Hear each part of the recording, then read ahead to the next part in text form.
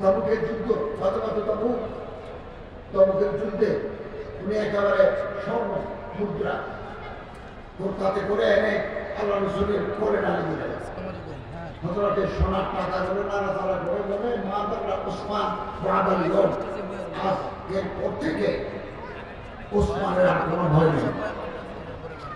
তাবুকের যুদ্ধে আমি ইনশাআল্লাহ রাজিজ জানুয়ারিতে সৌদি মন্ত্রীর সাথে হজের চুক্তি করার জন্য যাব।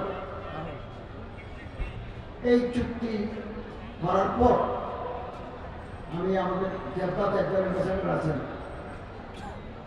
কনসুলেট জেনারেল, কনসাল জেনারেল, ওনাকে লিখতাম উৎসব 1100-1200 কিলোমিটার ওই জায়গাটা দেখবো, জায়গা আল্লাহ রাসূল সাল্লাল্লাহু আলাইহি ওয়াসাল্লাম ছিলেন, ওই জায়গা দেখতে যাবো।